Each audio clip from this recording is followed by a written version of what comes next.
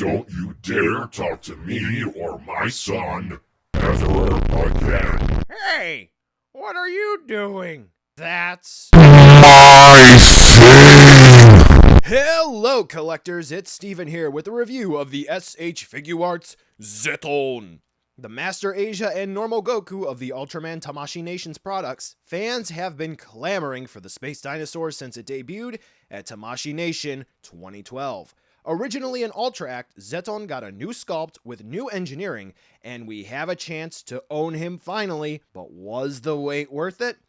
Hell yeah! So let's take a look to see why you should add it into your collection. So the cool thing about Zetton is that, though there are some variations in design, the classic look of this kaiju is also the most famous, so it's, say, splashable with many Ultra designs, and for the most part, Bandai did a great job of delivering a quality-looking kaiju. Utilizing translucent parts, this guy is neat. The antenna look nice with some cool sculpting, nice attention to detail, and overall, very impressive for such small size. The head is sculpted pretty well with crinkles and folds. What's cool is that the yellow on the face is a translucent plastic. Take note, it's more so a cover than it is a full piece. And what I mean by that is I needed to use my soap and water trick to loosen up some joints, and water managed to sneak in underneath there. Easy to get out, but it was interesting nonetheless because the water got underneath and it actually made the plastic look darker. We also see the plastic used again on the chest for his kaiju titties, and they did a great job of painting on those nipples. The arm sculpt is pretty neat, kinda looks like the Tire Man, but what's confusing is that the white for the arms actually looks a bit matte compared to the white on the legs, which actually look glossy. Mine also had a ton of mold release, which made it really greasy on it, which is not the best. The back paint is disappointing, I would say. When looking at it from afar, the silver dots look fine, but up close, they're not on the little bumps properly. Those of you who have Golza know what I'm talking about. All in all, some downsides are definitely apparent, but pretty much they're forgivable. For articulation, Zetton has quite a few joints, and if you're creative with your posing, the engineering works very, very well. So what do we have?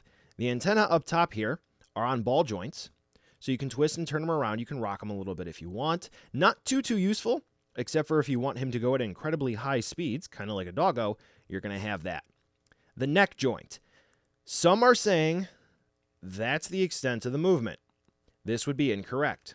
We have a ball joint that seats all the way down to about here in the body, and if you're really careful, you can twist and turn Zetton's head around like that, all the way. We also get some forward and back movement. I mean, if he can look straight down at the ground, he can look at his feet, so that's pretty cool. Now, shoulders. This is very weird. So you see this little piece of sculpt here? Yeah, that plugs into the body on a ball joint, so you can move that around. And then the shoulders themselves are just ball joints. Not the swivel hinge that you would see on, say, the Figuarts Ultraman or the Ultra Act Ultras. And here's a case in point. It's just a straight up ball joint. Yeah, I rhymed. Now, this particular arm likes to pop off a lot with all sorts of different movements, and you're going to see this in the accessory section. Kind of annoying, and it seems like it's a common issue with some people, so keep that in mind. But yeah, we get some nice range of movement, except for when we want to move the arms up. Unfortunately, the shoulder pads, or whatever you want to call them up here, do block the range of movement, which is unfortunate, but thankfully, aside from that, we do get a solid range of movement. The elbows are interesting because they are double hinged. Here's an issue I want to talk about too. And you can see this going on here. Oh yeah, wrists are ball joints. So for some reason, the arm sculpt here does like to block both hinges for the elbow. And you have to twist it and turn it so this way you get the full range of movement. So if you don't have the forearm sculpt or the upper arm sculpt, the bicep, whatever you want to call it, lined up correctly, you're not going to get the full range of movement. So as you can see here, it works fine enough, but once I turn it, it starts to hinder the range of movement. So be careful there. So if the elbow doesn't want to move for you, twist the arms, because when it plugs into the bicep and into the forearm, there are actual swivels there. Turn the arms so this way you don't break anything. All right, wrists, ball joints, like I said before, so you can twist it and turn them. A little bit of rocking movement. For the waist, once again, a lot of reviewers are just saying that's about all we get. Nope. Full spin here. full 360 spin. Forward and back movement isn't too great. As you can see here, it's a pain. But it is what it is, I guess. I mean, it'd be nice if you could look down all the way and bend, but, I guess you get what you can get. The hips. We're going back to the old school Ultraman style. What do we have? So we have pull-down hinges seated right here in the crotch. So you can pull his legs down like that at the hips. Then we have a little piece of sculpt here that covers up a swivel. That's something I want to talk about. And then the legs are attached at the hips on ball joints, as you can hear there. Be careful. This one on mine was deadly tight. So I tried to move it. Nothing. So I had to loosen it up. If you need to know how to loosen up joints, I have a tutorial which should pop up on a card around here in about a few seconds. So anyway, yeah, we get ball jointed movement. And as you can see here, you can twist Zetton's legs around as much as you would like. And he got some pretty good range there for kicking. Yeah, that's pretty nice. Moving down, though, we have a step back in terms of articulation where we only have a single hinge for the knee. Why would you do that with all the advancements in articulation that we have? But what's really cool, though, is we get a swivel there, too. We get 2 of them. So you can spin the legs around as you please. And then, to wrap everything up, we have ball-jointed ankles, which surprisingly give a lot of movement. Normally, you think ball-jointed ankles are not very good, like NECA's Gypsy Danger, but not here. We get some pretty solid movement. So all in all, if you're a fan of articulation and you want a very expressive Zetton figure, this is the one that you want to get.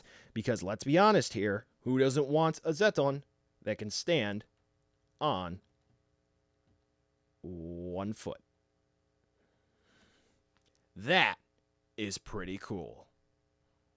Accessories are pretty light for the price, but we get enough to satisfy Ultra fans. We get the Zetton Final Beam, or Zetton Breaker, whichever you would prefer, both in the forms of catching Ultraman's Specium Ray and firing it right back at him.